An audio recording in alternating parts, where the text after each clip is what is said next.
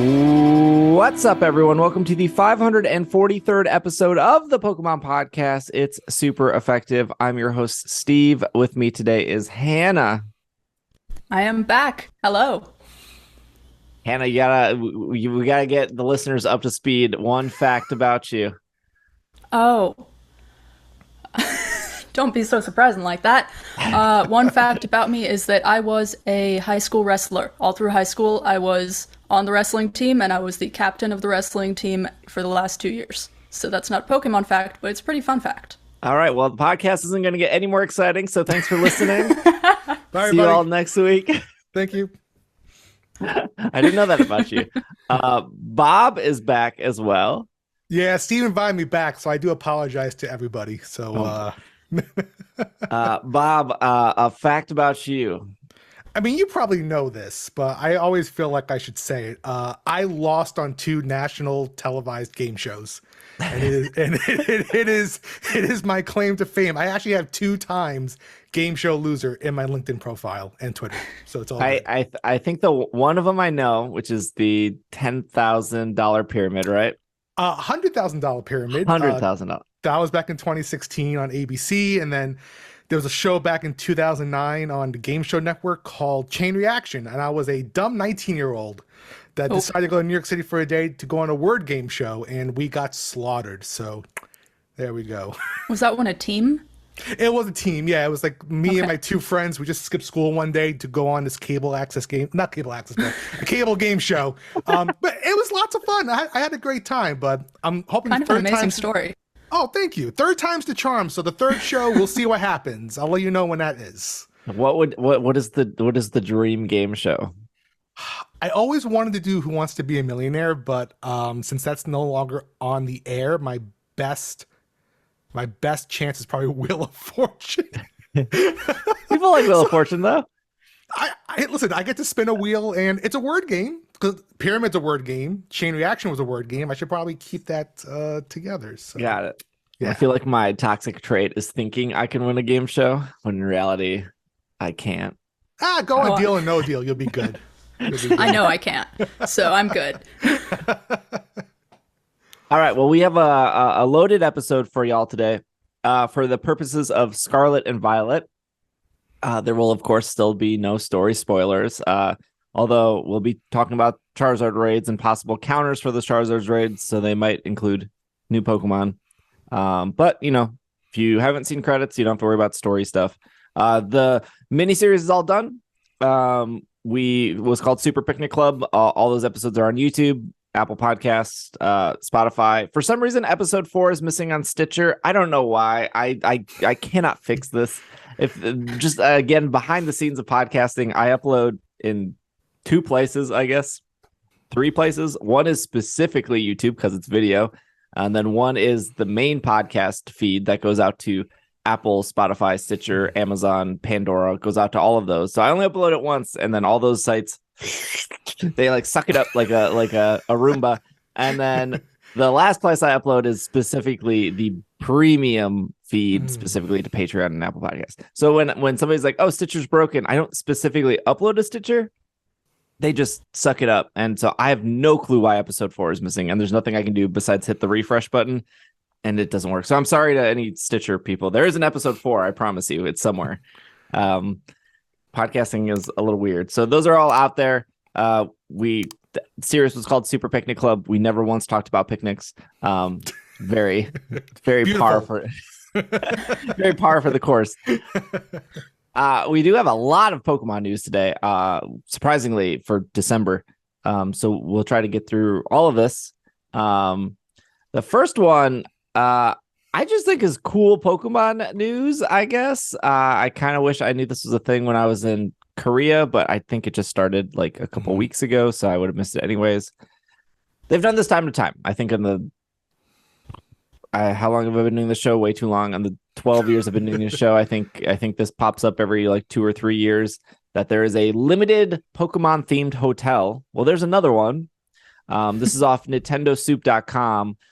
South Korean hotel Seoul Dragon City is running a Pokemon themed hotel package for a limited time from now until February 15th, You can get a Pokemon-themed room stocked with a variety of limited edition goods, including plushies, blankets, stickers, more. This package includes a breakfast for 2, as well as access to pool and gym facilities. They are now part of the Novell brand within Dragon City.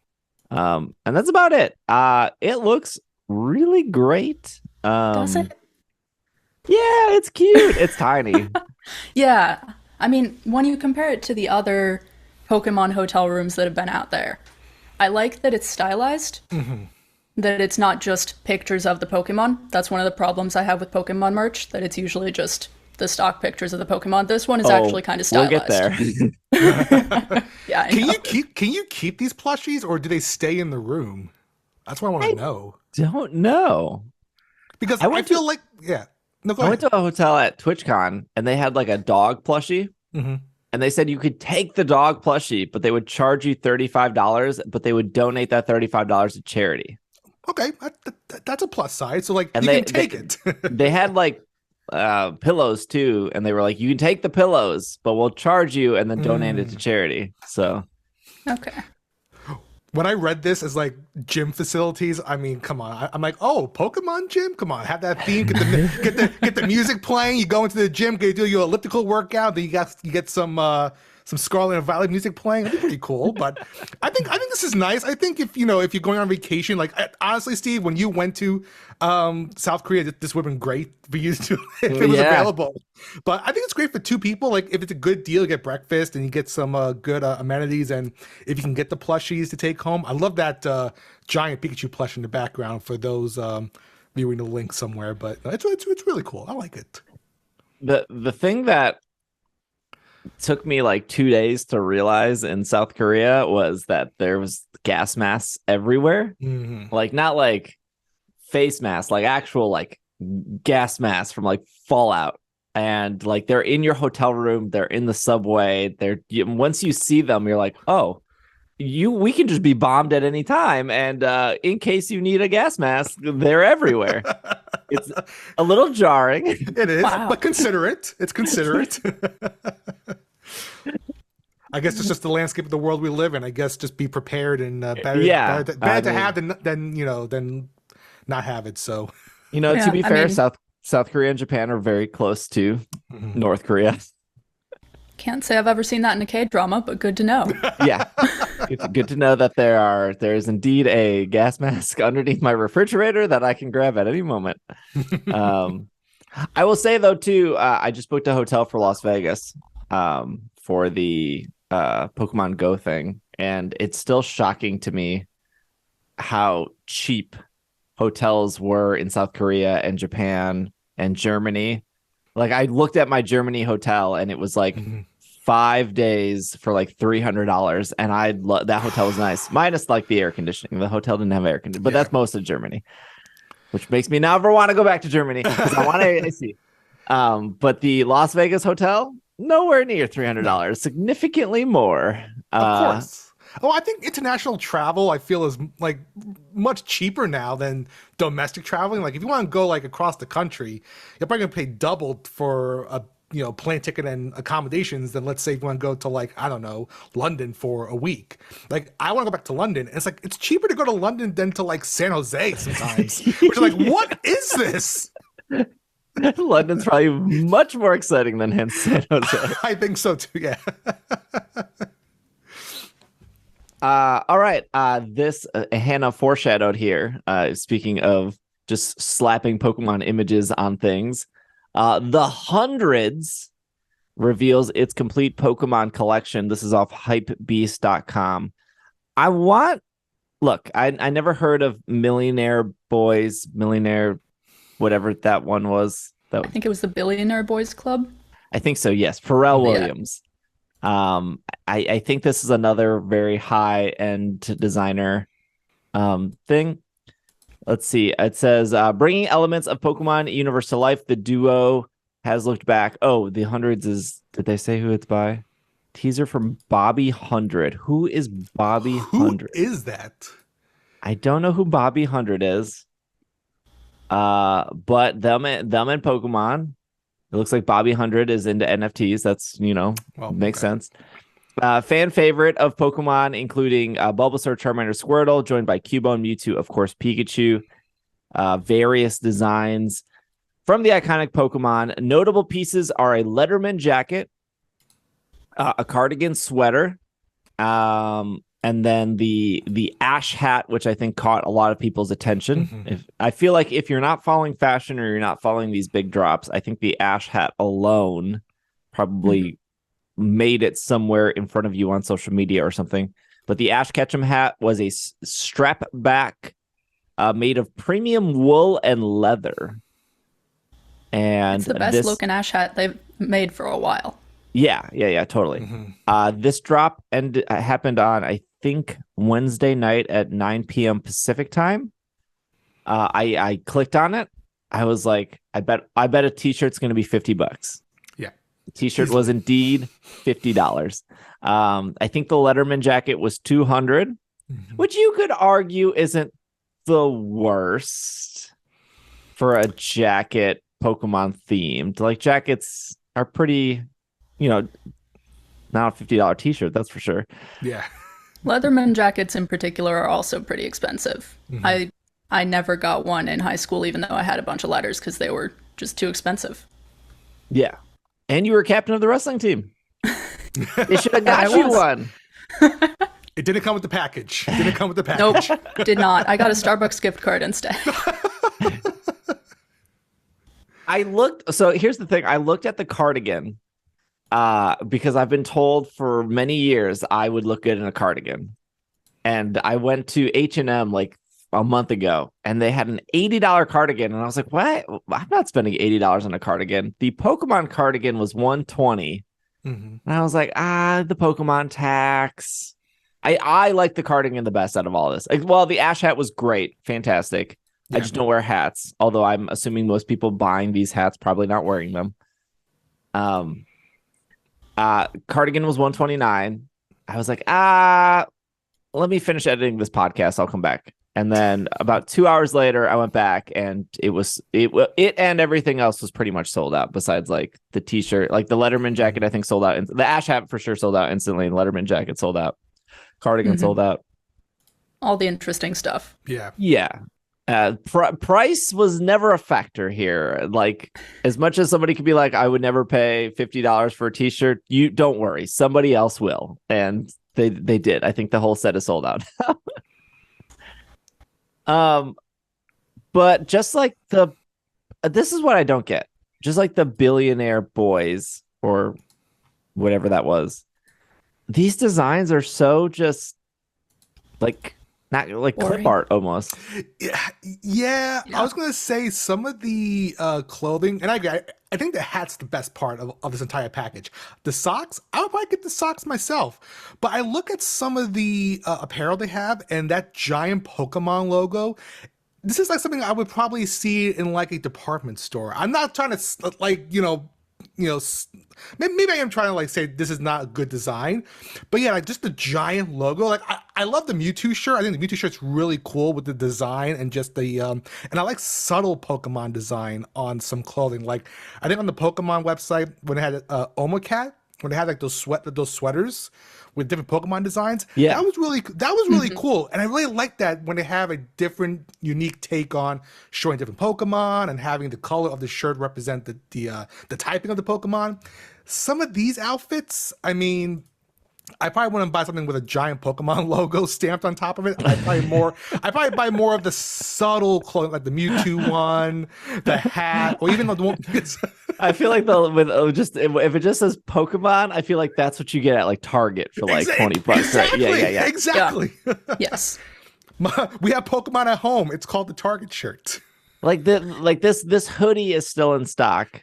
Hoodie, zippy. If Al was here, I think he'd call it. No, there's no zipper, so it's not a zippy. It's $100 hoodie, and it just says the hundreds, and there's just a very tiny, by the way, and there's just a little Pikachu in between the word the and hundreds, and it's like this didn't sell out, but also there's nothing special about. I mean, it comes in 3 different colors. I'm sure the it's fleece lined. That means it's probably a thicker hoodie, right? Split stitch, double needle in the seams. Seems like it'll last forever there. You got a set in rib collar with shoulder taping.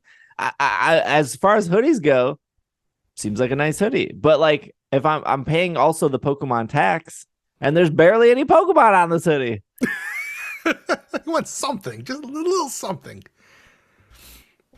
Yeah, I mean, I like, I think there was one I saw. It had the hundreds, but it actually had a Cubone on it, which is nice, and it had like the lettering in the bones, and I think that's pretty cool to kind of like have a recognizable Pokemon Cubone one. There. That was the Cubone one has bones on the arms, and that's kind of a cool touch. That's cool, yeah. But the clip art stuff, I'm not gonna drop, 3 figures on something like that. The hat, I think to your point, Hannah, that the hat was really good. So if you're cosplaying Ash, or you just want to have a Pokemon item in your house to represent Ash, and then just the nostalgia fact, that hat, I can see why it sold out. But other than that, like I said, probably the socks for me would be my extent of the purchase. I am so surprised the hat wasn't $100 because it would have sold out just as fast. Oh, bites, yeah, absolutely. I have an Ash hat from 20 years ago, and that was not surpassed in that I still think that was the best Ash hat that had been out there until maybe this one. Wow. Yeah. I think I would be more likely to pull a trigger on a hoodie or a shirt if just the designs like stood out. This is like the weirdest. Maybe I don't understand premium fashion. It just is so weird to me that like this $120 hoodie just says Pokemon on it, and then in smaller font says the hundreds. It's like, but what am I paying for? I'm also when I try to buy clothing online, and because I fluctuate between sizes like really easily, I'm always afraid I'm going to buy a size online, whether it's a sweatshirt or a jacket or a t-shirt, and it's always going to be one size too small. And that's why I'm always hesitant on buying clothing online. If I go to a store and try it on, and obviously if it fits, I buy it. If not, I get one size up or one size down. But I don't know if any of you have come across that issue where these different companies, if you buy something and you think it's in your size, it's like, well, I spent $100-$200 and it's one size too small, and I don't know what to do. Can I return it? Did I have a return policy? What do I do in my life? I don't know. I can tell you that the billionaire boys, whatever, they sent me a shirt. Mm-hmm. They sent me the Mewtwo one, and it's like I took it out of the plastic sleeve it came in or whatever because that made it fancier, I guess. And I can already say it's too big. Like I've never worn it, but I can tell you it's way too big. Mm-hmm. It's very much like maybe not too big is the right word. It's just very like relaxed, oversized is like the fit for that particular brand. And I was like, oh, I don't like this. I guess I'll let not it like the style you're going for. I'll put it next to the Ancient Mew, next to the Burger King gold cards. I'll let it appreciate in value a little bit. Maybe in 20 years, somebody will be like, man, remember that billionaire boy drop? I wish I could find one of those t-shirts. And then you'll get into a Nintendo Life article like, this guy has the most rarest shirt ever, and it can pay off your mortgage. Oh yeah, 100 of these shirts are made. Going for however much on eBay. Oh, I wouldn't be surprised if a lot of this stuff is on eBay, right? Yeah. Mm-hmm. I do like this cardigan though. It is. It's bright yellow. Yeah. I feel a little yellow in my life. Hey, it is 7-gauge acrylic neon wool and mohair blend. I don't know what any of that means. Sounds premium though. Sounds fancy. Hold the phone. It sounds like $129. Speaking of fancy, we now have official. There's not really an article for this, except like a couple people verified from the TCG set. We now have official recognition. I was wrong I will admit I did not think Gen 9 was going to go over 1,000 Pokemon. I thought they were going to save that for Gen 10. I don't know. To me, that just seemed like a 10 years, 1,000 Pokemon kind of celebration. And I was like, they're going to make a big deal about the 1,000 Pokemon. They haven't. They didn't yet. But we now know who the 1,000th Pokemon is. It is a Gholdengo or Gholdengo. I'm not sure how to say it because both sound okay. I say Gholdengo. I think that's how I saw it. I've been reading it Gholdengo. Yeah, we gotta wait for the anime, I guess, because I don't know. I sincerely don't know which one it would be.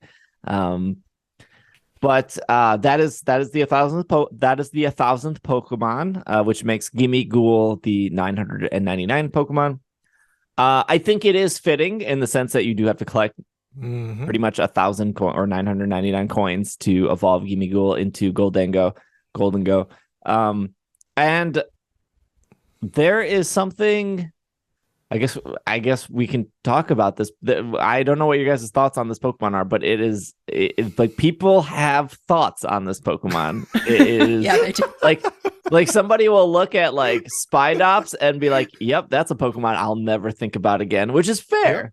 Yeah. Fair. Some people like Spidops. My opinion is like I will probably never put this on a team or never. I don't even know what its ability is. I have zero interest in Spidops.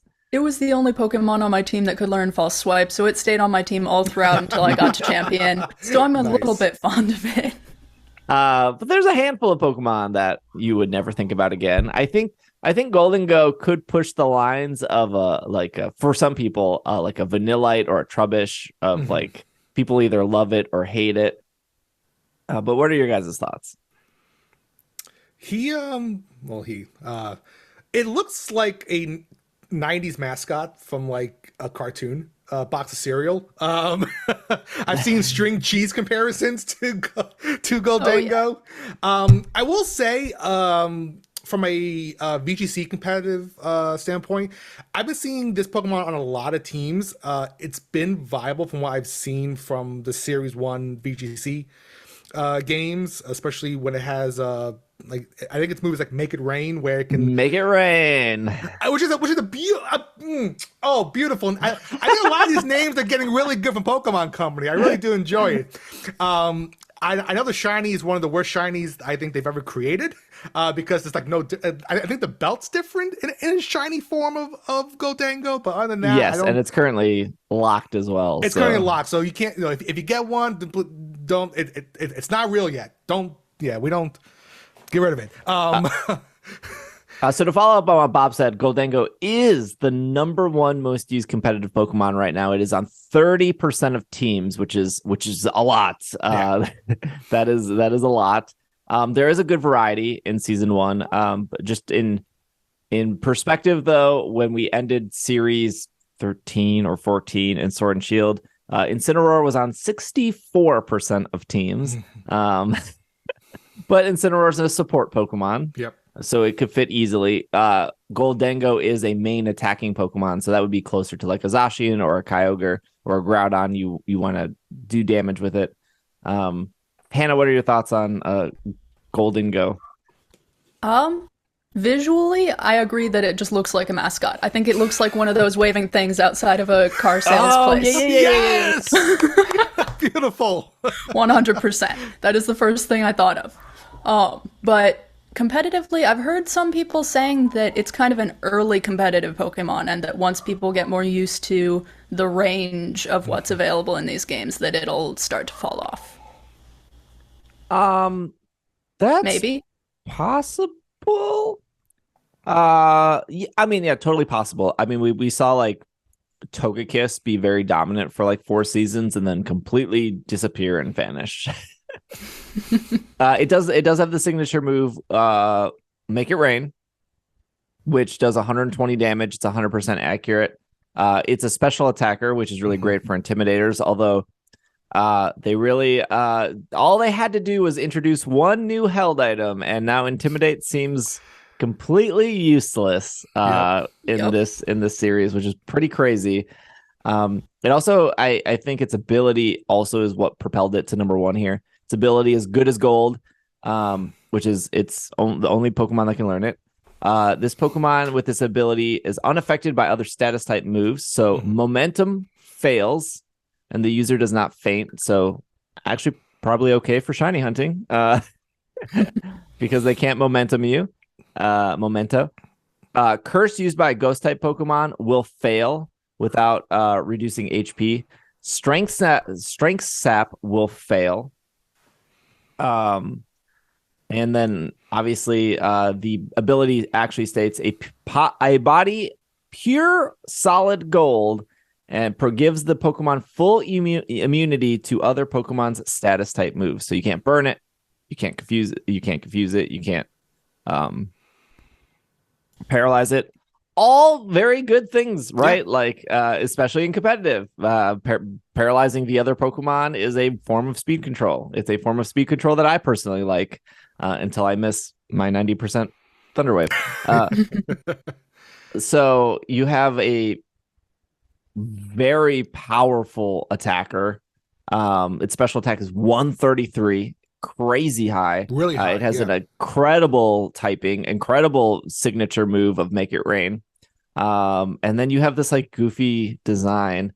So in the sense of going back to making the 1,000th Pokemon special, it does seem that it is special. They have a very specific way to evolve it. It has that tie-in with Pokemon Go. They just haven't promoted it yet. So I don't know if they're waiting for the TCG or the anime or what they're doing to like show it off. There was that one video for its pre-evolution when it started tying in with Pokemon Go. Oh, the walking one? The cool video with both the professors. Oh, yeah. Yeah, they had that little storybook in there talking about how it would eventually evolve after picking up all the coins. And that seemed like maybe they could continue off of that. They might not, but I would not be surprised if this Pokemon gets its own like box TCG special pack. I can't imagine they don't make a big deal about this Pokemon. Also, randomly, like, have you guys walked with this thing? It like just shows up on a surfboard. No, I have not, and that is news to me. Oh, I'm excited. Okay. If you walk with it, he like surfs behind you. Like he has a surfboard. Like he is really like mascotty in the way of like 90s mascots. Like I don't think that's a coincidence either. I think that's what he was like designed after. I googled just the Pokédex snapshot, like from Scarlet and Violet, when you catch a Pokemon and it shows you that snapshot in the book. It's kind of cool. I'm not gonna lie. You're right. 90s vibes. I'm here for it. I think we'll see more of this Pokemon in the future. To both your points, especially anime or tie-ins with, I think especially with Pokemon Go, because since we've already seen Gimmighoul in the wild, I'm sure something will come about with this Gholdengo. But yeah, I mean, to me it's fine. I think we'll see in VGC for a bit. I think it's a really solid answer to a lot of VGC shenanigans that's out there. And for someone like me who just got back into VGC and trying to figure out what do all these Pokemon do, what's this Tera type? Oh my goodness, my strategy is ruined. I will say, I think having this like on your team, just like in the back, just to bring out like late game, even just say, hey, you know what? I'm down 2 Pokemon. Let me bring out Gholdengo. Let me just start going ham on you. You can't affect me. Here's a hard hitting, make it rain hit. I think we'll see it for a while in competitive, and I think we'll see more of it just in the media. Yeah, I think they, when people are like, I don't get why Game Freak shiny lock stuff, this is a really good case in point why they shiny locked it, because they are going to do a huge tie-in with Go. They're going to do like another Meltan Melmetal situation. They're going, ideally or hopefully, when they celebrate that this is the 1,000th Pokemon and make this a big deal, they're probably going to be like, and you can get a shiny one this weekend in Pokemon Go. It is free to play. Please not, like, there's no way that they're not going to use both games to advertise each other. Because I think they said like you'll be able to get Gimmighoul outside of its chest. Yep. In only Pokemon in Pokemon Go. Do either of you think that the Gimme Ghoul that you get from Go might evolve into a different form of Gholdengo? Oh, I don't know. That's interesting. That'd be, Probably Yeah, I'm not, not sure. but it's something I have thought of. Yeah, well, they said that you'd be able to do it in like spring or something. They did say like early 2023 for that event. Now we know that Gimme Ghoul evolves. Um, yeah, I don't know. I like Golden Go. Speaking of Scarlet and Violet, Charizard is coming back, but we're gonna take a break real quick, and when we come back, we will talk about that I just hate everyone that brings Azumarill to every single raid. And this is going to be my PSA for the next 30 minutes. We will be right back. And we are back from our break. And Charizard's coming back. We're back. Charizard's coming back. What a time to be alive. So we're recording this on December 11th, which means this podcast will go up on December 12th. Charizard should return at 12 a.m. UTC time. That is probably 6 to 7 p.m. I can't remember daylight savings time. 6 to 7 p.m. on Thursday the 15th. And then it will go until 6 to 7 on the 18th. So you'll have all weekend, although that's also Community Day weekend, to do Charizard. This is the second time. We'll see if they changed it in any way. Probably not. It's probably gonna be the same. Probably not. yeah. They could maybe. There could possibly be an update around this time. I was pretty confident our first update was going to be when they were going to open up competitive. That did happen because they had to fix competitive. Also, the same time Charizard appeared, so there could be another update around this time. There was issues with the Charizard raid. I don't know if you have experienced this, but pretty much like its health bar would just randomly go back up to halfway when it was down to a sliver. People said that was because that it had more health than what was showing. So when you were doing so much damage, it wasn't calculating it fast enough, and that's why it was jumping back up. I don't know if that's true. I don't think people care if that's true or not. People just go, well, it had 1 HP, and now it has 50 HP. That seems like a bug either way. Right, correct. Like, I don't think that reasoning makes it any more acceptable. It was almost dead, and now it's not almost dead, and we lost. I think that is what people are upset about. I have opinions about this raid. How did you guys feel about it? If you guys did it or not do it? I don't think Hannah finished the game at that point, but I think you could have still joined raids. I think I'd finished the game, but I didn't have time to build a Pokemon for it, so I didn't get any done. Bob, what about you? Yeah, I had some friends lend me some Pokemon, and I got all the ones that people were using. I got the Grimmsnarl, I got the Doxbun, I got even an Azumarill just because YOLO. But no, I did them, and I knew right after the bat the whole Azumarill strat was just bad.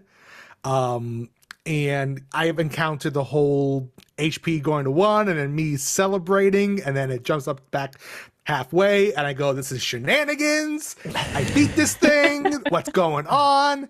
But then, as time went on, and, Steve, you'll probably talk more about this in a little bit, we found out that we actually found Pokemon that actually were effective against this battle. Like, it's a level 100 Charizard.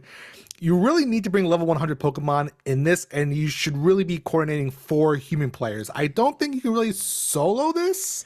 Soloing is actually easier. Really? Okay, so I haven't done it. So I haven't. Maybe you can help me figure that out, because I tried and I'm a bad player apparently. But because I was using Grimmsnarl, in 4-person raids I was playing support. I was doing Grimmsnarl with like the light screen and then the fake tears and getting all that off. But maybe you can give me some advice on soloing. Yeah, I knew people who were still having trouble with it by the end of the weekend. So soloing is easier? Yeah, so it seems like this is even a thing with 6-star raids and 5-star raids, that soloing seems to be easier, because the thing in solo is if your NPCs die, faint, sorry. If they faint, there is no penalty. There is no 3-minute penalty. That's right. Oh, I forgot. Interesting. So a lot of solo players would use like a Fluttermane or a Azumarill, and they would like a Fluttermane would call mine or fake tears. I can't remember which one it gets, and then do that a couple times, and then just start moonblasting. And then it doesn't matter if Charizard knocks out the other ones. It's fine. The computers are smarter than humans, and I because the computers they know that the cheer button exists, where like there are just human players out there that refuse to use those buttons. They would rather just hit like crunch or whatever move over and over again instead of being like, you realize if you like cheer attack boost and then you crunch, like your second like it's like basic math, right? Because it doubles it. So it's like crunch is 50, second crunch is 100, third crunch is 150. They should have taught it in the math class. And then if you cheer, your first crunch is 100, 200, 3, like it just stacks. Like, but the NPCs will heal you and they will cheer. And when they faint, there's no penalty. So when you weigh the two of like, do you want to play with randoms that don't know that cheer button exists and all randoms want to do is the Azumarill strat, or do you want to play with NPCs which have a variety of Pokemon but they'll at least cheer you and then you just have to worry about your own strat? I don't know why. Well, I do know why. I just explained it because sometimes people aren't the smartest. But soloing seems to be easier in that case. I've done a lot of 6-star raids. I've done 5-star raids. I have failed 5-star raids with people. I have failed 6-star raids with people. It is frustrating. And I think part of the reason why that's frustrating is because people didn't listen to Hop and Sword and Shield. No one knows what super effective is. If it says that it's if we're fighting what's a good example? If we're fighting, let's just do Charizard. Yeah. If we're fighting Charizard, he's a fire flying Pokemon, and it says fairy in the corner, or sorry, dragon in the corner. Dragons cannot hit fairy Pokemon.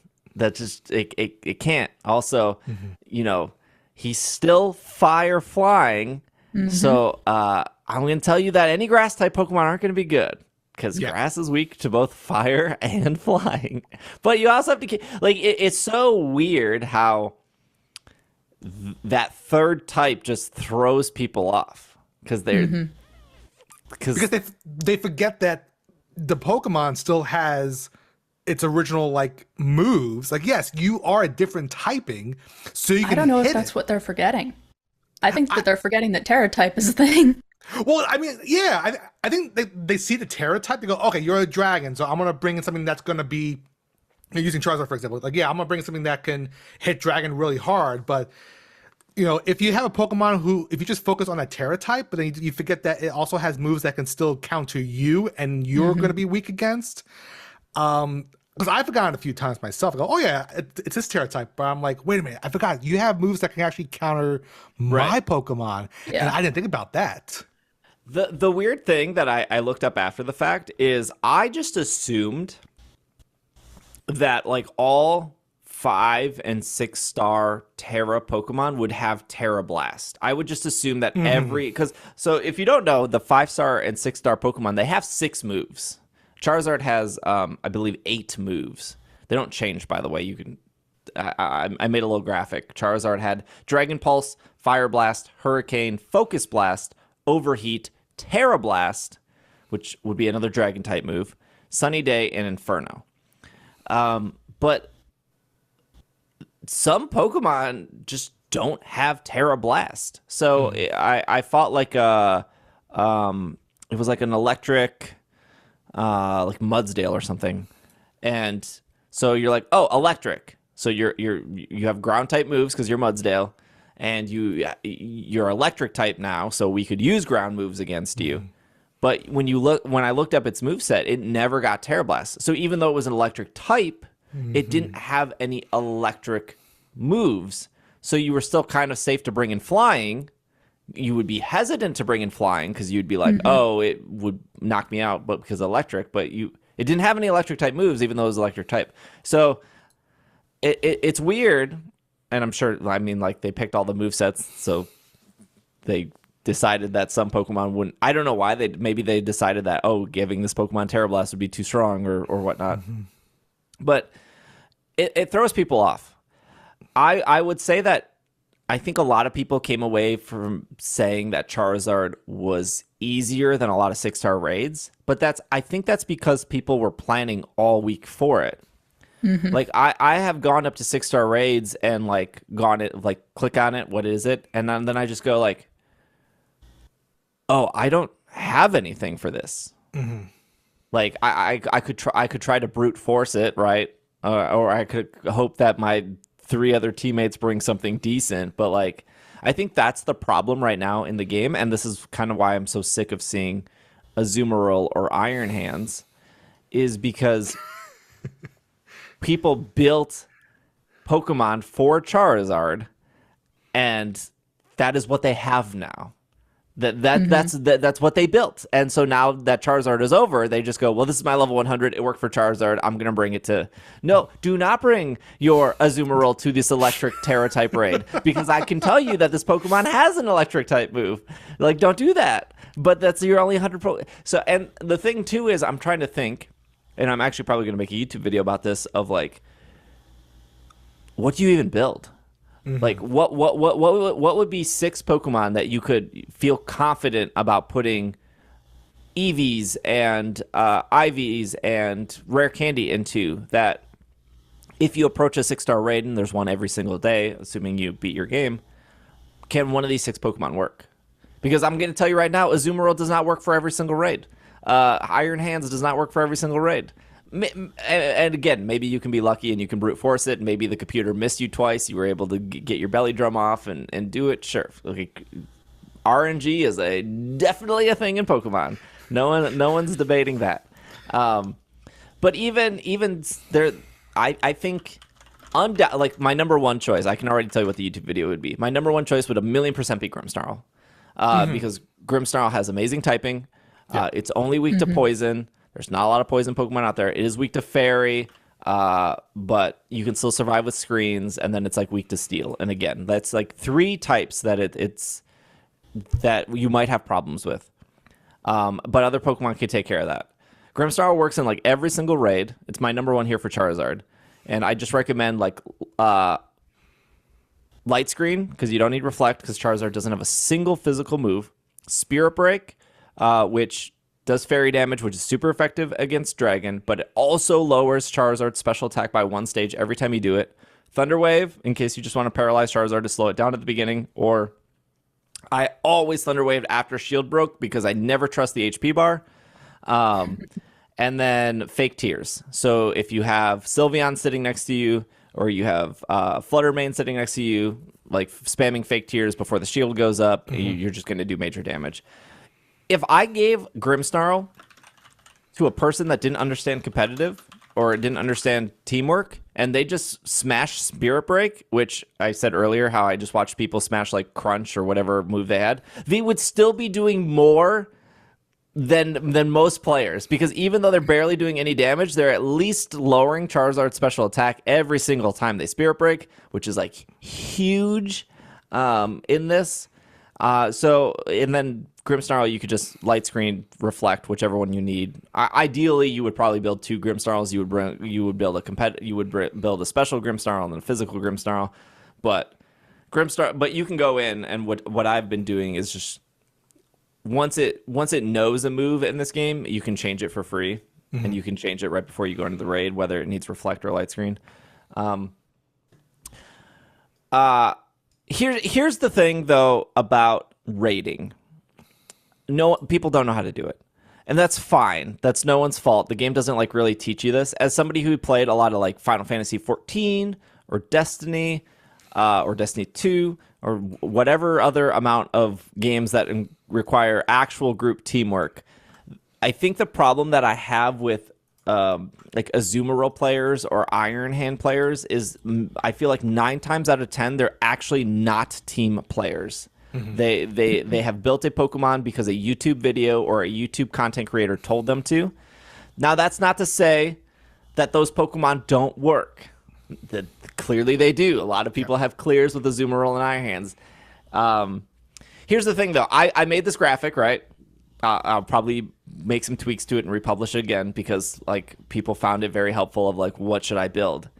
And Twitter is a funny place because I feel like I could tweet I love waffles, right? I could tweet that I love waffles on Twitter. And then the comments would be like, why do you hate pancakes? And it's like, I never said that. I just said I liked waffles. Why? So I made this graphic, and then everyone's like, where is Fluttermane and Azumarill? I never said Fluttermane and Azumarill are bad. I just don't think recommending Azumarill over the 3 Pokemon I did is a good option because one, if you're complaining about where is Azumarill, it's probably because you watched a YouTube video telling you how to do it, and it probably explained on how to do it. 2, in a graphic, I can't convey the belly drum strategy as well, right? Going back to the Grimmsnarl example, if you don't understand what light screen does or fake tears, and you just want to be I just want to do damage, you did it. Cool. You can just spam Spirit Break and you're still being a huge help.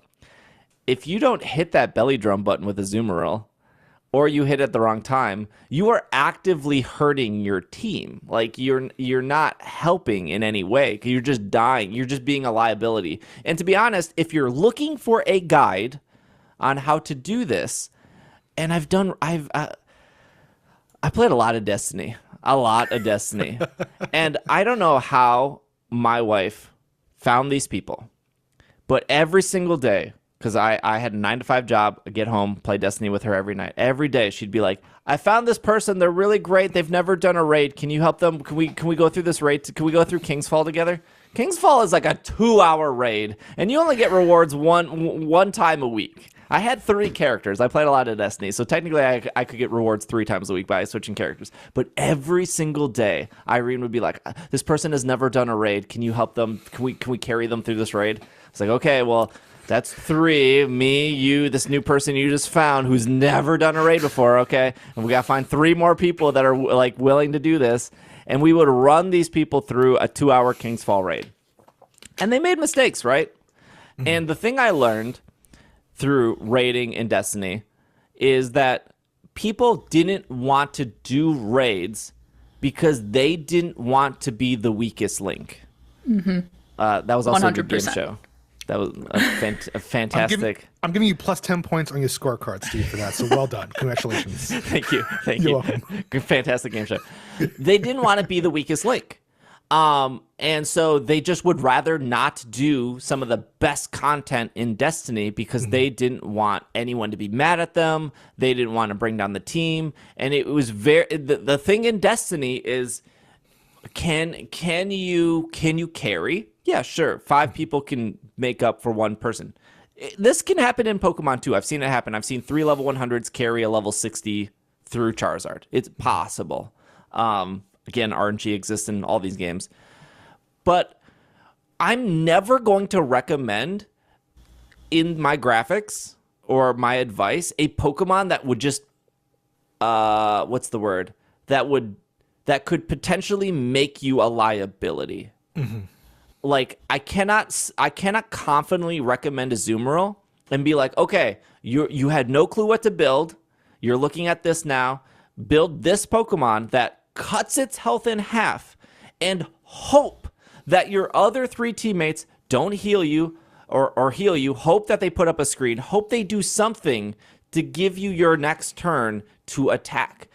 Now, if you're running Shell Bell and you're attacking, you're getting your health back, right? If you're running Iron Hands, you might Drain Punch to get your health back. But that's assuming that the RNG isn't focusing on you to take you out. That's assuming you don't miss your play rough. That's assuming that like you didn't get paralyzed, you didn't get confused. There's so many things that can happen, and the first thing you want to tell a brand new player to do is cut your health in half against this incredibly powerful raid, I can't safely recommend it. The ones I recommended for Charizard was Grimmsnarl, Dachshund, and Sylveon.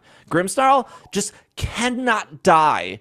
If you just hit the light screen button.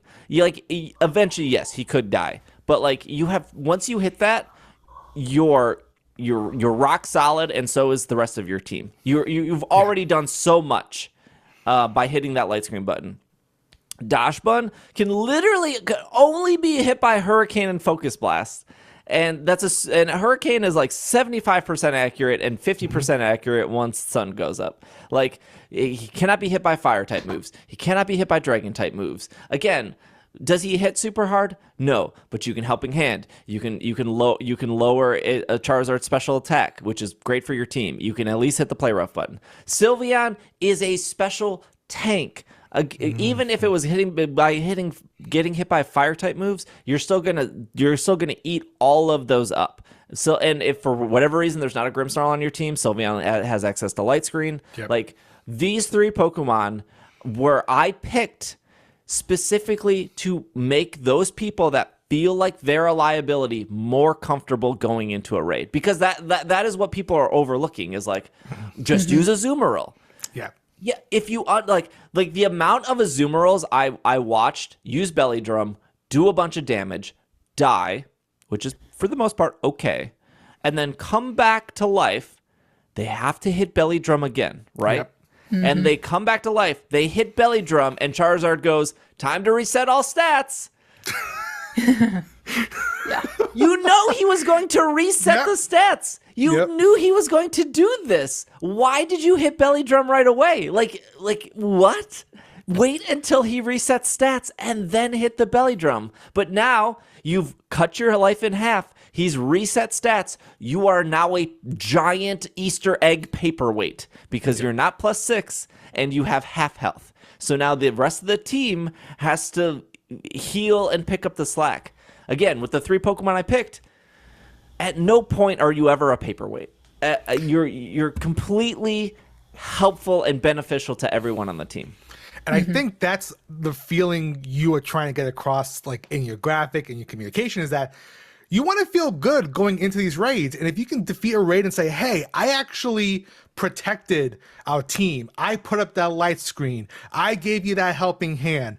You may not be the hardest hitting Pokemon, you may not be dealing a ton of damage, but if you can support the other team members, I know when I was playing Grimmsnarl, yes, I set up light screen, I do fake tears, I use a turn hey, I'm gonna use a cheer, I'm gonna boost up, I'm gonna heal everybody up first, or I'm gonna boost your defenses. It makes you feel so much better going into these raids knowing you played a really important part in helping everybody else survive, limit the damage, give them the boost they need. And listen, if you want to bring Azumarill, if you think you're the greatest Azumarill player in the world and you know how to do the Belly Drum strap perfectly at what time, listen, do it. Here's what I found. Siri, be quiet. Do it. Sarah's saying, don't use Azumarill. Listen, play. The beauty about life is you have free choice. If you want to go and play Azumarill, you play Azumarill. You're just going to have not a good time. But I feel like having a much more accessible pool of Pokemon that you can bring into these battles and actually have an impact on it, I think is what is the beauty of some of these builds that we have out there, and there's more variety. Honestly, I was gonna bring it back around. I think this is the year of Gholdengo. I think Gholdengo is still a pretty solid raid choice because you have Good as Gold as an ability. You can learn things like Nasty Plot. You can do Metal Sound to lower the special defenses, and then you can just do something like Shadow Ball to just blast them. So there are other Pokemon out there that Grimmsnarl, Gholdengo, I think Fluttermane also are great for just overall 5 and 6 star raids. But I feel like, first of all, I like waffles. Steve, I think waffles are great. Okay, all right, good to know. Good to know. It goes back to a comedian, Mitch Hedberg, saying, "Aren't the waffles are just pancakes with syrup traps?" That's all it is, just little pockets of syrup traps. But I agree with you on that. I like waffles too. But no, I think what we're trying to say here is, after a few days of all these TikTok videos and all these YouTube videos hitting your feed saying, oh, you have to use your resources to build a Azumarill, you have to build it this way, have this EV strat, and then all of a sudden you realize this is not how it really is, and I don't want to make sure like you're wasting your time building a Pokemon that's just going to be one-shotted every single time, and you don't know a good strat with it. I think having this accessible pool of Pokemon saying, if you know you're going to raid with people, you could do a solo. Like, to your point, I found out that solo is much easier now because I just realized when I did solo, I don't have that delay in the commands being hit at one time because I'm the only one that matters. And all my NPCs are saying, yeah, let's cheer you up, Bob, or yeah, let's raise your defenses. It's great. I know. I think seeing is that this is the second time this is coming around, give another Pokemon a shot. Give it, give Darkspawn a try. Give Sylveon a try. Give Grimmsnarl a try. This is a great way to expand your knowledge of different Pokemon builds out there and different strategies. This is a great time to do something different. And I don't know, it isn't a follow-up question for both of you. Do you know if we can catch another Charizard in this event? Or is it like a part 2 of the original event that you can't catch more than one? I don't know if that's still I think it's just one. It's just one. Okay. Just one. Okay. Yeah. But still, I think this is a great opportunity just to try something different. Just don't stick with the same strategy, even if it's a bad strategy. Just try something new. Give it a shot. That's the beauty of Pokemon. Give it another chance. Yeah, like I said, the Azumarill thing works. If you know how to time your belly drums, you're fine. And if there's a Grimmsnarl standing next to you, you're even more fine, right? Like exactly. if I was an Azumarill player and I saw a Grimmsnarl, I'd be like, great, their screens are going to go up. I'm going to be able to cut my health in half. I'm going to be able to survive, right? Mm-hmm. I have heard so many stories in the past 2 weeks. Well, one, it went. I went on the ride. I went on the ride to people being like, should I bring Azumarill? Everyone's bringing Azumarill. Why aren't you playing Azumarill? To a couple days later being like, man, I cannot stand Azumarill. Guess why we failed this raid? Azumarill. Like, yep. I mean, Azumarill plays on that core water, fire, grass type advantage triangle that everybody knows. It plays on the one type advantage triangle that everybody knows because of the starters. And so even it is taking advantage of that along with people who don't understand Tera types. And so when you see this Azumarill is clearly water, it's blue, and this Charizard has fire on it, I'm going to go with the Azumarill. Yeah. I mean, it does have perfect typing for Charizard. That's why it works. Yes. I mean, but that's one of the main reasons that I think that it's probably the instinctive, I'm going to go with this when just looking at the lineup for people who don't understand type matchups quite as well. Yeah, I was going to say, I've heard horror stories of 4 Azumarills and they all belly drum and then one by one they get taken out because no one is healing and no one is putting up shields or anything, right? And like I said, if you belly drum and you miss your play rough and you get knocked out because no one's healed you or there's no screens, well, now you're just playing catch up. Mm-hmm. Whereas like if 1 or 2 of those Azumarills just hit the cheer button instead of hitting the belly drum button, you would have helped out. And this goes back to Destiny, right? So Destiny raids are designed in a way to separate players out. So somebody can't do everything, right? That's the whole point of a raid is like, do what you're doing and I'm going to do what I'm doing. We got to trust that we're doing what each other, we're working together, right? So if I'm in the Vault of Glass and there's a part in the Vault of Glass where there's 3 lanes. There's the center lane, left lane, right lane. And I would always take new people to the left lane because I thought the left lane was harder. And I was like, I can carry this person in the left-hand lane. And then I would put the other strong player, so not Irene, I would put the other strong player on the right lane, and then I would put Irene in the middle. So we have the 2 strong players on the outside, and they're usually with the 2 weakest players, and then we have the 2 like mediocre or average players, at least the players that know what's happening, right, in the middle. And that way, as somebody on the left-hand side, I can take care of my lane, babysit my new person, and then look over in the center and be like, I can help center out too. I cannot help out the right-hand side, though. Like if I was to leave my lane and go help the right side, my lane fails.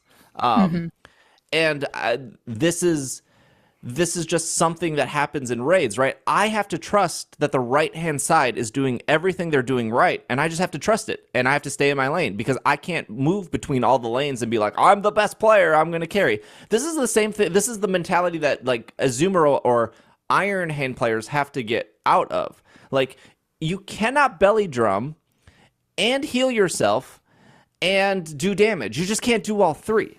You're literally wasting time by belly drumming, and this doesn't specifically go for those players, right? Like if you're a Flutter Mane player and somebody was like, oh, you just bring Flutter Mane, you just fake tears 2 times and then you heal yourself and then you start doing damage. No, like maybe if you're in solo, sure, but like if you're a Flutter Mane player, your job is to do as much damage as possible. You need to trust that your teammates are going to do the other things and heal you. Because if you're supposed to be doing the most damage, especially as an Azumarill player or an Iron Hands player, you need to trust that somebody else is going to heal you.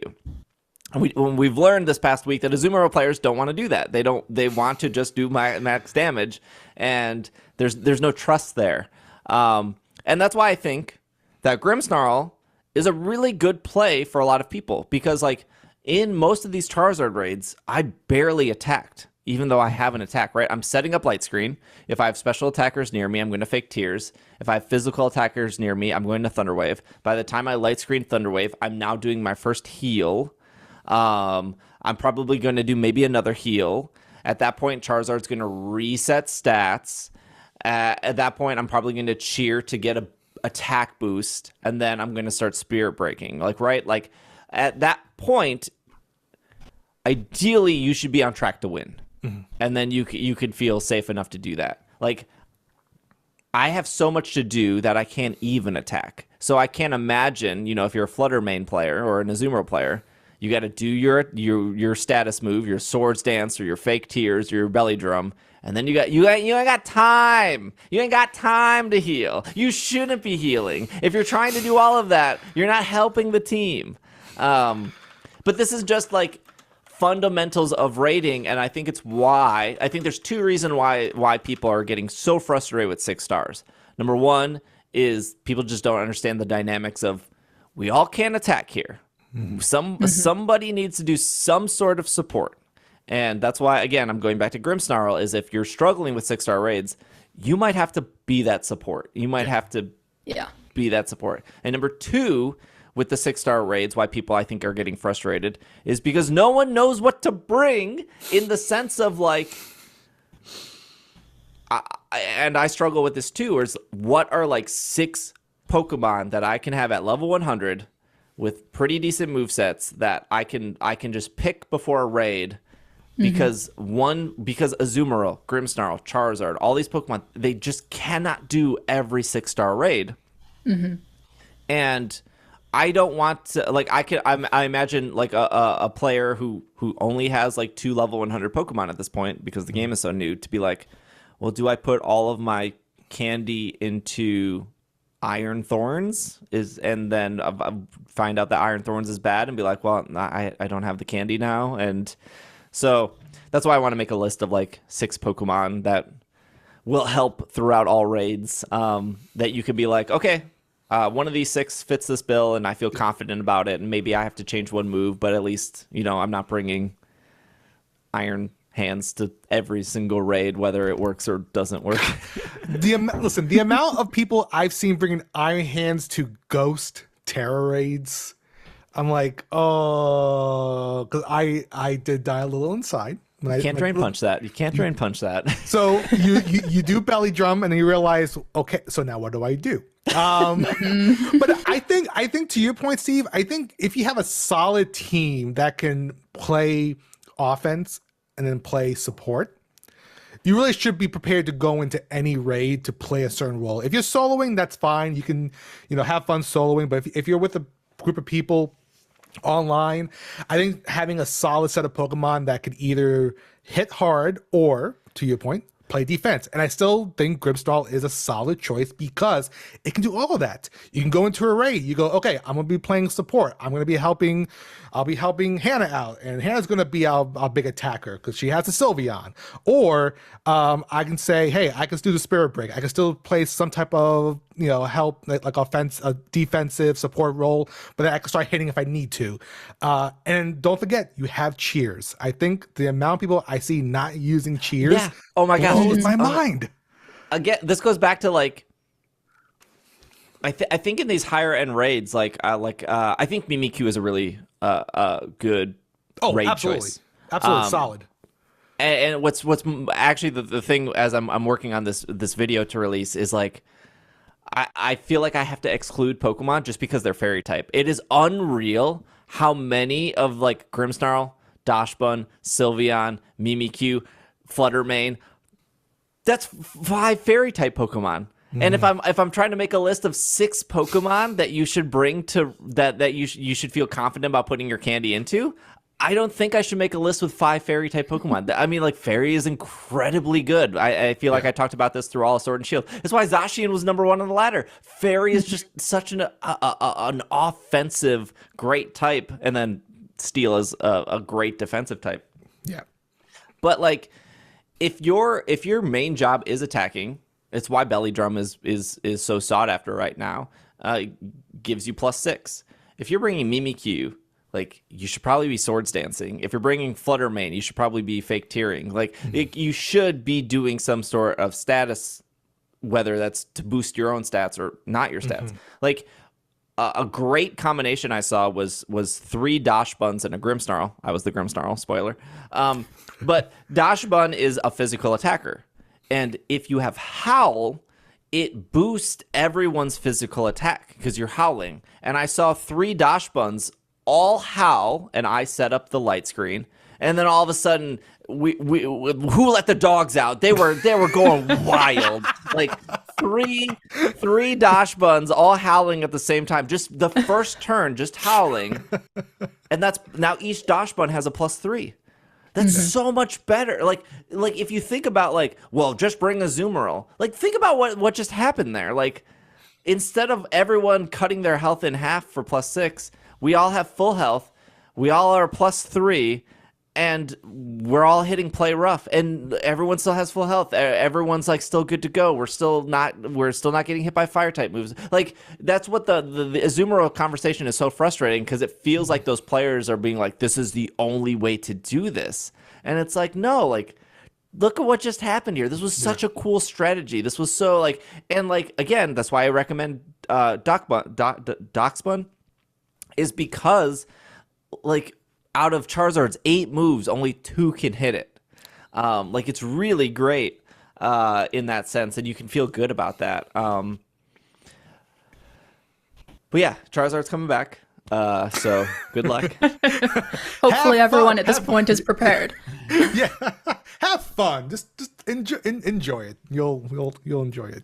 It'll be fine. If you need help with Charizard, I will be streaming that weekend, and I was helping people who were struggling with Charizard clears to get their Charizard clear. So twitch.tv/PKMNcast, same as always. So if you need help with Charizard, if the random people are belly drumming and then dying, look, I heard a lot of it. Come on over. I'll light screen you to victory. Or bring your dog. We can have a weekend of who let the dogs out, But we're gonna take a quick break, and then we got some TCG news and a little bit of Pogo news, and we will be wrapping up the show. So we'll be right back. And we are back from our break. All right. Some big news. So yeah.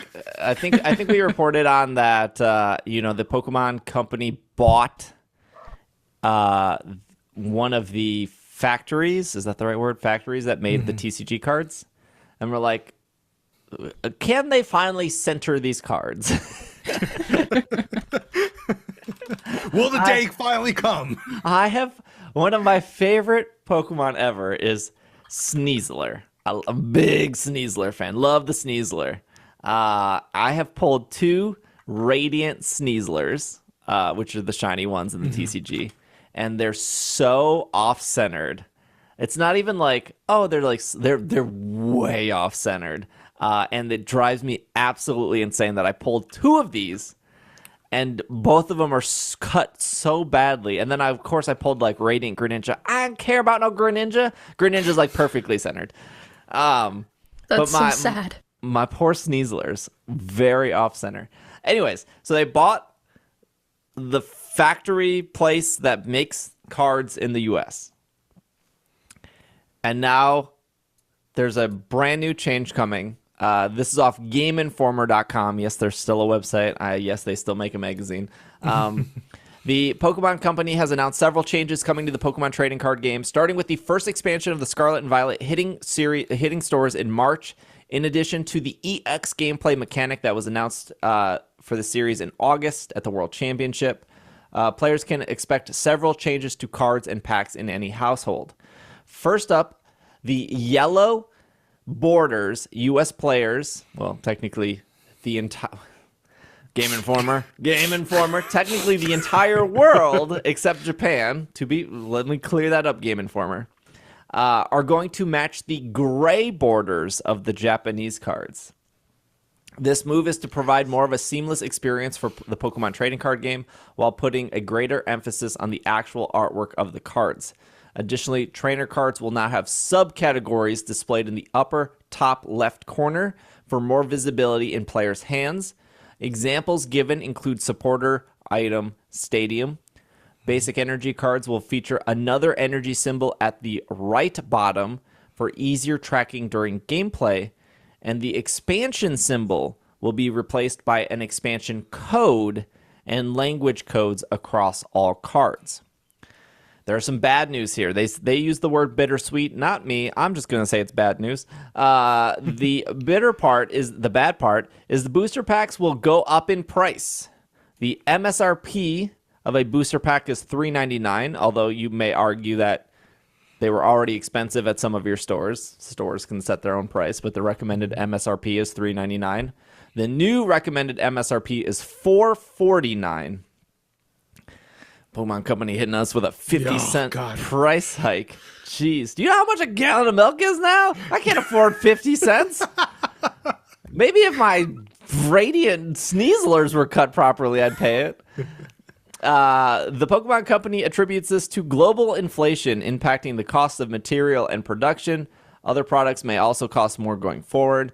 The sweet side of the news is the Pokemon TCG team will try to make up for the increased price by raising the number of guaranteed foil cards per pack. Now all cards will come with now all cards with a rarity of rare or higher will be foiled. Woo! Thank goodness. The phone. Let me tell you how non-holo rare cards and holo rare cards were one of the most frustrating things that you could possibly pull in the TCG. Additionally, larger box items like Elite Trainer boxes, we call those the ETBs, will include an additional item. For example, the ETBs will include an additional booster pack and a full art promo card. So ETBs are going up in price as well. They're saying that they're going to add one more booster pack. So I think ETBs are normally 8 booster packs, unless it's a special ETB, which is already $10 more, and that comes with 10. A little confusing. But so those are going to come with an extra booster pack and a full art promo card. And that's pretty much it. That's all the news. Thank you, Brian Shia from Game Informer, for your article. You know, the whole world has yellow cards except for Japan. Be clear there. Bob, you got into Pokemon content creation with the TCG, if I remember correctly, right? That is correct. Yeah, I got back into it around the Sun and Moon era, so I started collecting TCGs, doing the Instagram posting, pack battles and opening packs and sharing my cards. I was going through my old binder of tag team and GX cards, and man, that was a fun time. I miss Sun and Moon. Anyway, that's all another conversation. But no, I'm excited for this. I actually I I like the silver borders much more than the yellow. I think yellow definitely was a bit of an eye strain over the years. It did take away, and I agree, it did take away from some of the art because that yellow just stands out and it's in your face. I think the gray borders are a little more subtle. I think it blends nicely in. Looking at the on the Pokemon.com's website, looking at the Professor's Research cards, looking at the, Sprigatito, Fuecoco, Quaxly cards, I think it just makes all the other colors pop more on it. And I mean, over the years, and I know you said this also, Steve, that Japanese cards definitely had a better quality to them than even our cards. I think this is a step in the right direction. I do like the even just the accessibility of the energy cards to now have the extra logos, because the way you stack cards in play, whether like you're stacking them on top or side by side, you can see the little energy symbol on those basic energy cards now. I think that's really good to see. But yeah, no, I'm excited for these changes. I think a lot of Twitter was excited when we saw the news broke. That's how you really know they did something right. Yeah, forget the milk and eggs increase. Silver borders. So I'm definitely excited for this. Now I haven't played the EX format when it originally came out because I was out of Pokemon for years. So I'm intrigued by them bringing back EX as a mechanic. But no, I think design-wise, these cards look fantastic, and I'm excited to start collecting the new set as it comes out. Hannah, I don't know if you did any TCG stuff. I know you're a big Go player, but I don't know the TCG side of you, if that exists. I've collected them, and I had one friend in college who I played Pokemon TCG with every once in a while. But for the most part, I'm just a collector. I have the Pokemon TCG advent calendar up on top of my desk right now, so I open them and I like looking at them, but I mostly just collect them and organize them. Okay, got it. I'm a little sad about the yellow borders, though. I will say that. I'm on the side of, I think they look better visually with the yellow, which I know is very minority side. I think most people like the gray better, but for me, when I'm looking at the gray ones, it looks like the edges just fall off. It doesn't look like there are borders at all, and that's weird to me. I can see that. Yeah. That if you were a Japanese TCG collector, there was always the debate of like silver or yellow. I think the changes are great. The thing in the corner is actually really great. So if you don't know, the sets were always determined by some sort of symbol. And unless you were like so into the TCG, I mean, I collected almost every single set of Sword and Shield, and I can't even tell you the symbols in the corner. Like I like Vivid Voltage. I have no clue what that symbol looks like. And if you were to show me like 8 symbols, I don't know if I could tell you which one is Vivid Voltage or which one isn't Vivid Voltage. So they do this in Japan, where instead of like a symbol, it'll say the set, and then it'll say like the subset. So this just says like SV and then 1 and then EN for English. So this is this is Scarlet and Violet first set, and so I'm assuming whatever the second one will be SV2. So I think that makes it really easy to like follow along of like what card, like what card is this in? Okay, this card is in SV3. Great, cool. Versus like this card is in Silver Tempest. What symbol is that? Like, yeah, I could go buy Silver Tempest, but if I'm like looking at my collection and all the cards are open, I have to like look up what symbol Silver Tempest is to be like, okay, cool, like that's the symbol I'm looking for. Again, just really great for accessibility.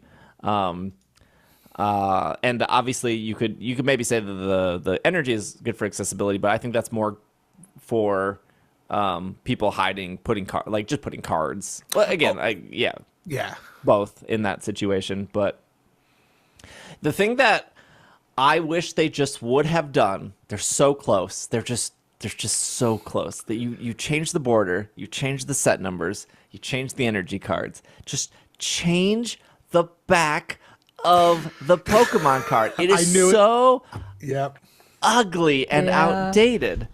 It does. The Pokeball doesn't even open the right way. It opens the wrong way.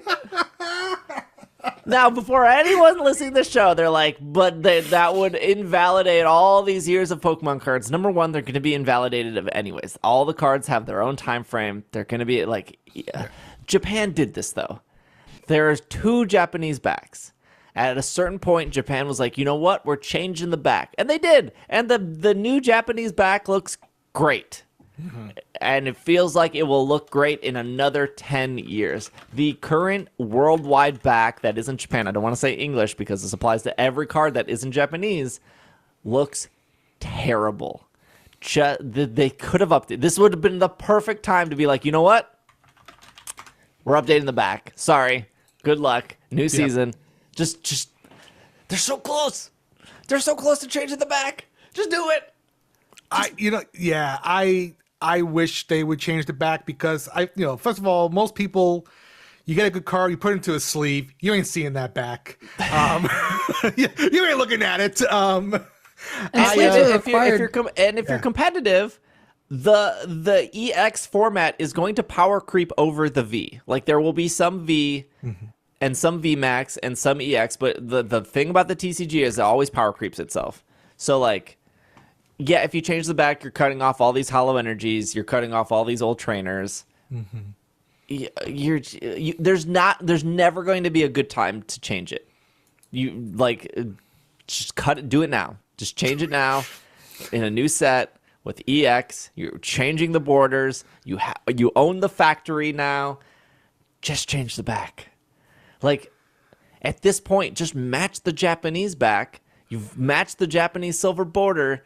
Like, we already have these weird language rules across the world. And, like, if you're playing in the US, you have to have English cards. If you're playing in Europe, you can have English, you can have German, you can have Italian, you can have Spanish. If you're playing in Japanese, you can only have Japanese cards. If you're playing in Mexico, you can have Spanish and English and Italian. Like, unify it. You're so close. You're so close to unifying these games. I mean, Hannah, as a collector, what do you like? Do you think if they change that back, does that ruin like nostalgia for you? Or no. I don't know. I don't know if you even look at the backs of the cards. No, I know what the backs of the cards look like. I'm not sure I know the difference between the old and new Japanese ones because most of the Japanese cards I have are old. Mm-hmm. And I'm not a thorough collector. I kind of just get cards when they make me happy. I get cards for Christmas. But no, I think that changing the backs is just fine. You have to put them in sleeves for competitions anyways, right? That's required. You do. That's one of the reasons I never played. It's expensive. Well, that was like a weird rule too. Because there was we talked about this. There was a person that brought like the jumbo cards. And they brought like 60 jumbo cards. And I swore one of the rules were they have to be sleeved. And they said, no, technically they don't per the rule book. I swore that was a rule. But every tournament I've went to, and this might be just up to the tournament organizer, like you could not use clear sleeves. And you would have to use a full back sleeve. You could also not use sleeves. Again, these could just be the rules of the specific tournament. I'm not 100% sure. You cannot use sleeves that had a border themselves.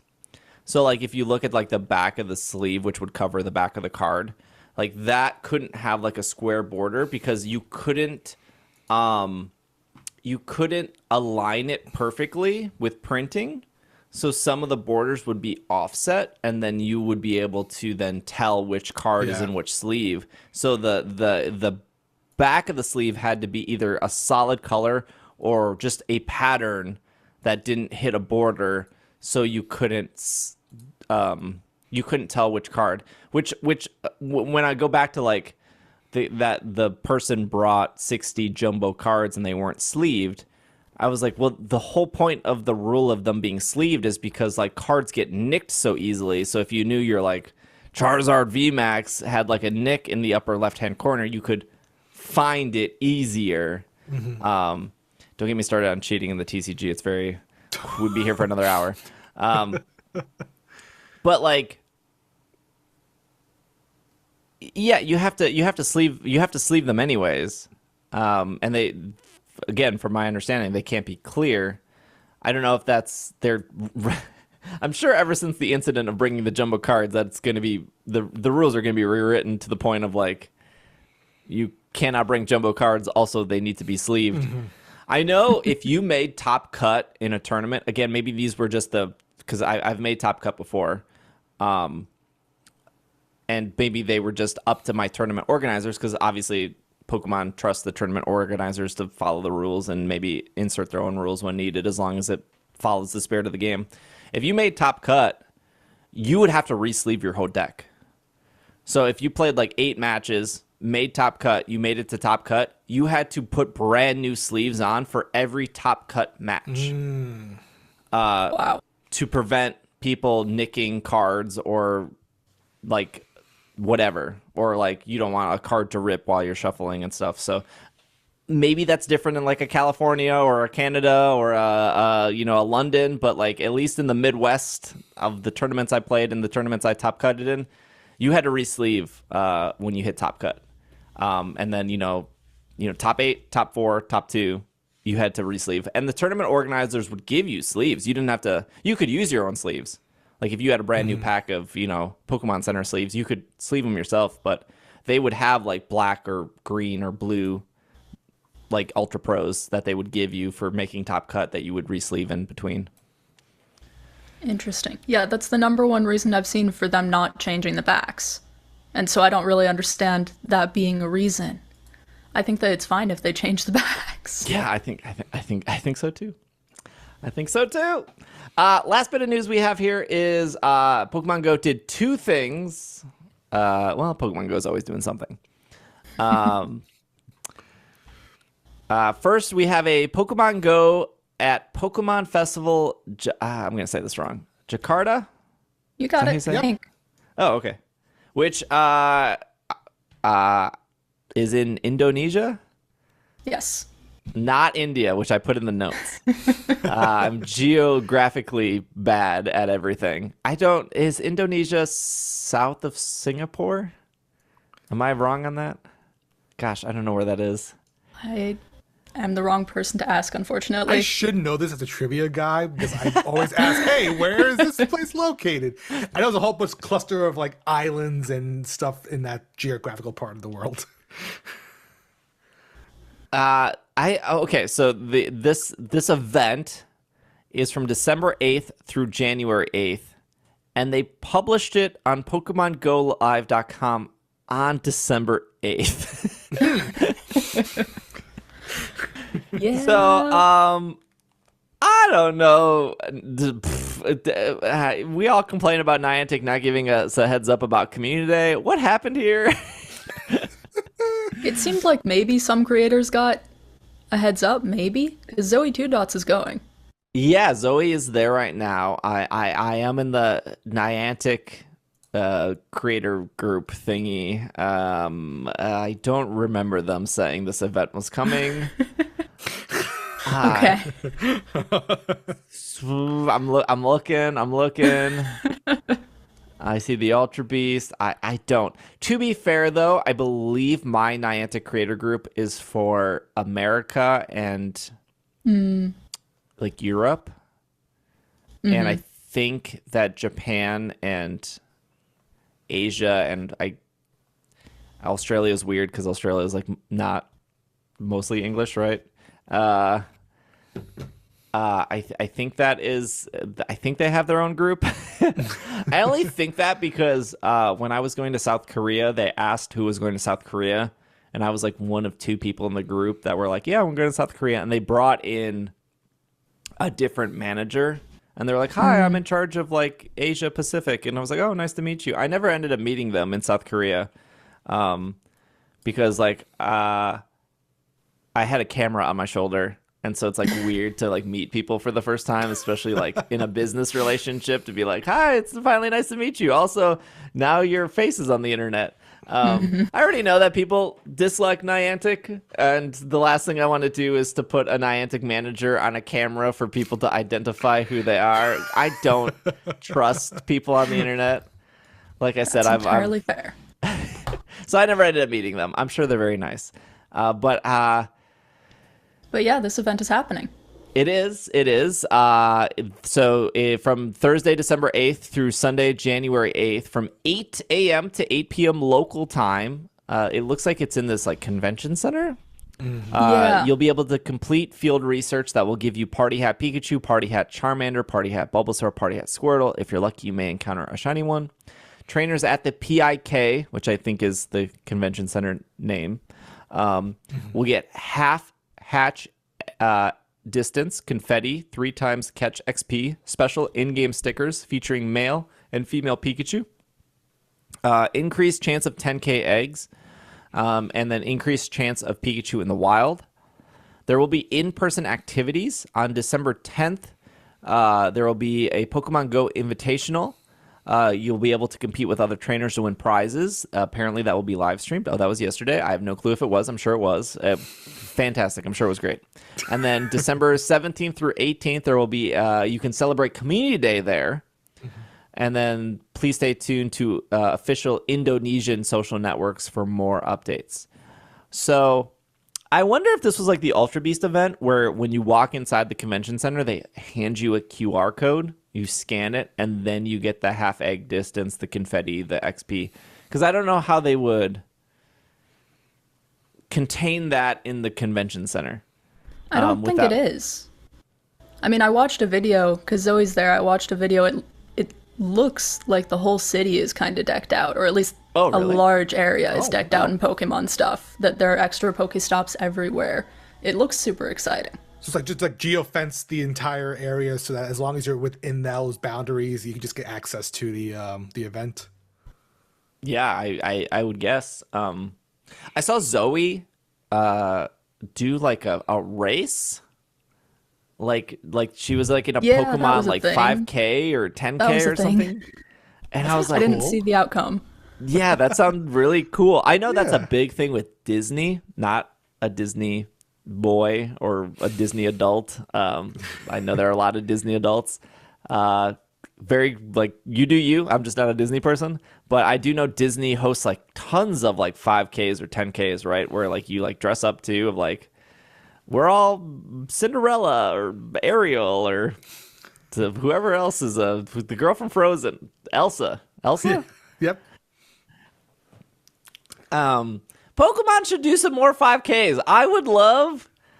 I didn't think I wanted one. I don't want to run at all, actually. Like, but if there was like a Pokemon 5K in Chicago, I'd be very interested in going and doing it. I've run a 5K. That was like one of my goals when I was like 25 or 26. Was like to run a 5K, and I did it, and I felt very good after.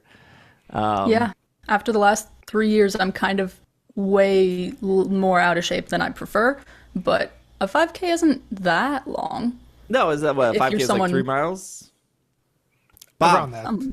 Yeah. Don't be the weakest I link. mean, it's one 5K. I'm trying not to. No. No, 5K is around 3 miles. Yeah, it is. Maybe I'll do that for 2023. Maybe I'll do. You know, races are expensive though. I did the color run. That was the race I did. I think it was like $60, and I was like, I gotta pay to suffer. If you come to Raleigh, you should. We have a thing called the like the Krispy Kreme run where it's 5 I'm in. miles. I'm already in. Listen, you got a dozen Krispy Kreme donuts. You run 5 miles.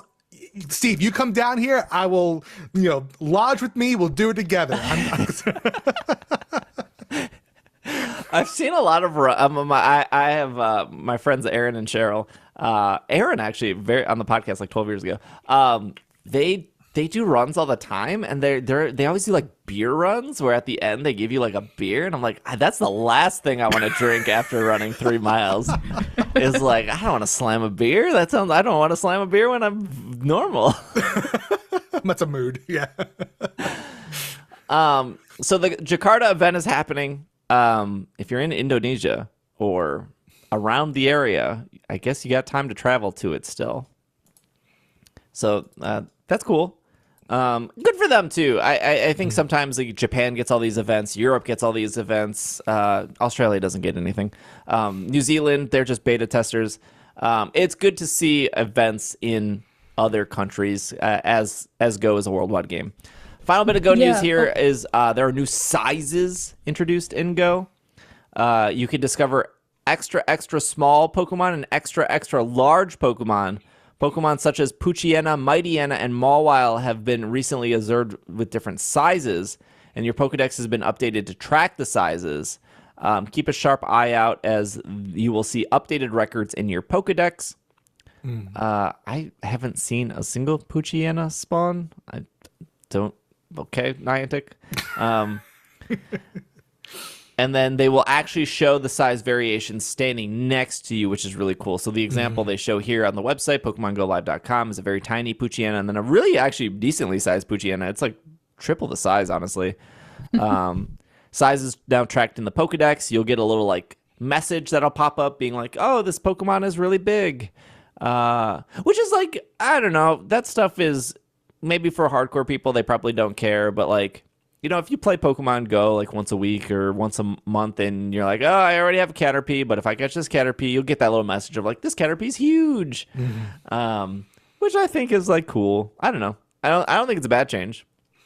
No, I like the animations that come with it. I think it's cool. When I first saw this article, no joke, I thought they meant, oh, you can change your character size. I'm like, yeah, I'm not this thin. I want to have a little more girth around maybe the midsection and a little broader shoulders. Why not? But They need more character customization. They have for a long time. But this does again make me miss Legends Arceus, because like when you have the different sizes of Pokemon in the game, you can like put them side by side, you can see them. I really do like how you can go to the trainer view and see like a larger Poochyena or a larger version. So I think if you're a collector, this is actually pretty cool because you can get different sizes and you can see the different sizes. So nice little touch. I can only imagine like those people that raid for level 100 IV Groudons or Rayquazas, and they'll be like, I want a perfect IV Rayquaza, but I want it to be tiny. I'd imagine that is like something that those players are maybe not a lot, maybe like 0.001% of them, but like I'd imagine it would be like, look at my perfect, lucky, shiny, extremely tiny Rayquaza floating next to me. I want to see that Rayquaza. Honestly, I would be impressed. Pocket size Rayquaza. Yes. I'm just confused why they're rolling it out. Best reaction. Niantic in a nutshell. You got so many things to work on, and this is what you look. I am sure the team working on this, that was their thing, that was their baby. Like, it was an interesting thing to do, but yeah. I also want to know if it carries over to the main games.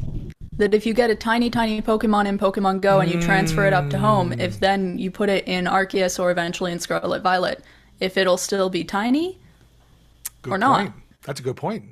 I don't know if people have tested that yet. I've been kind of still sucked into Scarlet and Violet. I admittedly haven't been in Go as much these days. Same.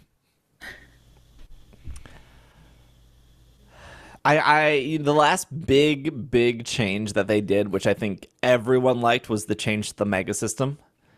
Where like I didn't hear a single complaint, honestly, and I remember I met the person who made the Mega System. Well, one of the people. It was obviously a team, but I met her at St. Louis when I went there for Community Day, and it got rained out, and she was there, and we talked for a bit, and she was like, I remember her saying like, oh, she like screenshotted things on Reddit because people were actually saying good things about Pokemon Go, and it like warmed her heart, and I was like, that's very sweet. Like I get it, right?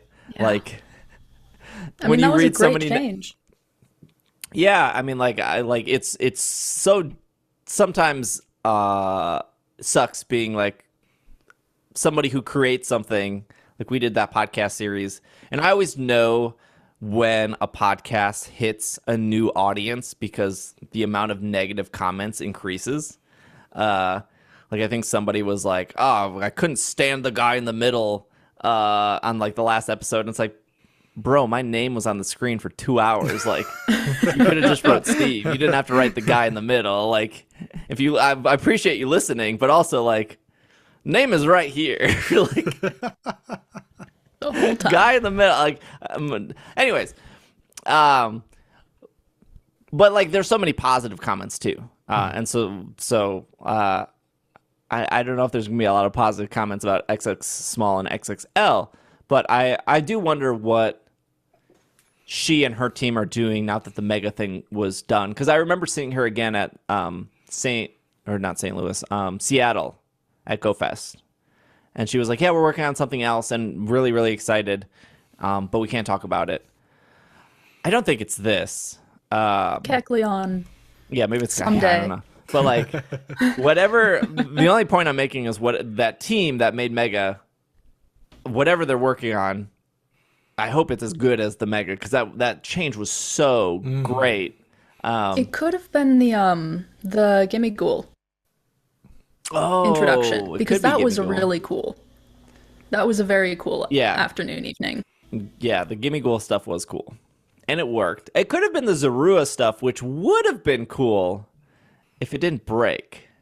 Yeah. Because I remember seeing New Zealand get that, because, they're beta testers. And then, like, people seemed really excited, honestly. And I remember seeing people being like, oh, I'm going to change my buddy for this event because I really want to see this Pokemon spawn everywhere. Which I think I was walking with a Sigilith at the time. So I was like, yeah, I want to see like 30 Sigiliths around me. I think that would be really cool. And then that event broke. I don't think this broke. I think it works. I played Pogo yesterday. I don't know. It seems fine. Okay. One question and then we'll wrap up. Question is, did you buy the $7.99 Keldeo ticket? No. I did not. You still got time. Yeah, I don't know. Maybe I should get back into a little bit of more Go. But then again, I didn't buy the Mime stuff when it came out also. I think I saved my expenses for like event like community day stuff. Like I paid like the 99 cents to get the storyline and do that. But yeah, no, I didn't do it yet. Yeah.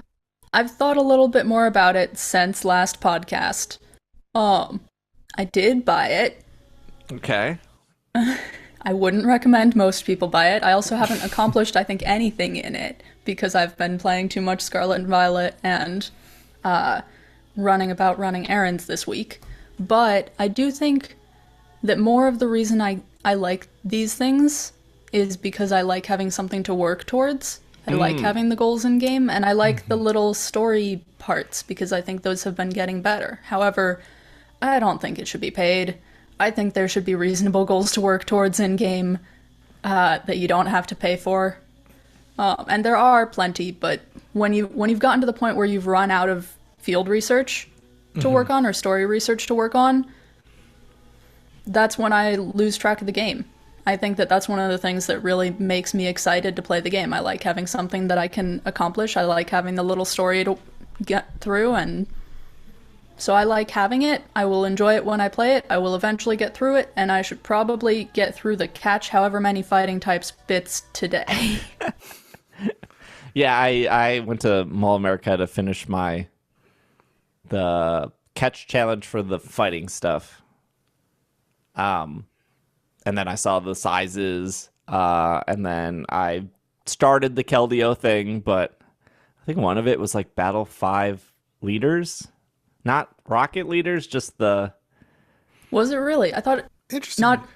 Not even just Team Go Rocket grunts? I Leaders? battled Cliff, because I have like 20 Rocket Radars from other events. It says battle a team leader 3 times, and it did not count my battle against Cliff. So I'm assuming that is like the Candela. That's Candela. Yeah, that's Candela and Spark and So Wrench. yeah, I did not want to do that while walking the mall. I felt like that was something I could do on my couch. Yeah, no, you can, at least for the buddy system, you can do those by entering the battle and running. So, okay, perfect. I could have done that at the mall then. I don't know if it'll work that way for this, but for the buddy system, that counts. Okay. Because I do not want to battle them. Can I tell a fun quick story? Yeah, of course. that there is that one platinum badge in Pokemon Go that is train however many times. I think it is 2,000 times. That used to be super easy, and you used to be able to do it by battling gyms or battling others or something else like that. And then when they introduced the train with your leaders bit, then it was restricted to you can only make progress on this badge by training with the leaders. And I finished that badge after years of just having my one set water type team and tapping against Candela. It takes so much time to finish that, and I would not recommend getting that platinum badge to anyone else, but I am so satisfied that I finished it. I am so glad to be done with that badge. I wish I was one of those people that lived on a gym, because they have the distinctive advantage to feed berries nonstop. It's still so annoying, though. Yeah, it is. I was living on a gym for the last year until a little while ago, and I almost never did it. It's just annoying.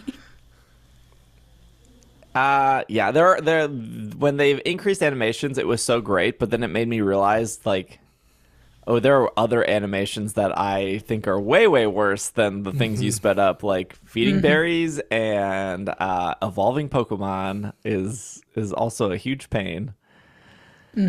Still, yeah, it's fine though. Hey, but we got extra, extra small and extra, extra large. Why would we complain? These features. Those are new medals too. You can work towards those medals by catching Poochyena. That's all great. Well, I think that's the end of our show. Hopefully you guys liked it. Hannah, thank you for coming back. Bob, thank you for coming back. Awesome. If you're confused in the comments who is who on YouTube, one comment, two, our names are on the screen the entire time. They're right there. Also, the Twitter handles are also down there too, if you're looking to find us on Twitter. I'll be streaming Scarlet and Violet pretty much all this week on Twitch, like I said earlier in the show. If you do need help for Charizard, come on over. I'll help you out. Just say, hey, came from the podcast, need help on Charizard. A lot of great people in the community that can help you out. Myself will help you out. I'll just be great. Like, I love the Charizard raids because they have so much candy. And I'm very into that because then you can get more Pokemon to level 100. Super, super into that. We will also be doing a charity stream this Friday, the 16th, for trans empowerment. So I don't think trans folks get enough love, and so we're going to be raising money for them. So if you would like to donate or just stop by, having the stream open also supports the charity. Just twitch.tv/PKMNcast. That's this Friday. Probably start like 4 or 5 in the afternoon and just go for the evening. Probably just doing Charizard raids and raising money for trans empowerment. So super excited. That'll be our last charity of the year. I try to do 4 charities every year, so this is the last one. Community Day is this weekend. So if you missed some shinies, 17th and 18th will be Community Day. I don't know. I guess I'll probably go out for at least the Saturday one since we record on Sundays. What else am I missing? And then finally, besides streaming a lot, videos out, podcast series done, if you want to listen to that. Just a small apology if you're listening to the gym leader one. We do talk about the Team Star reveal in the gym leader one.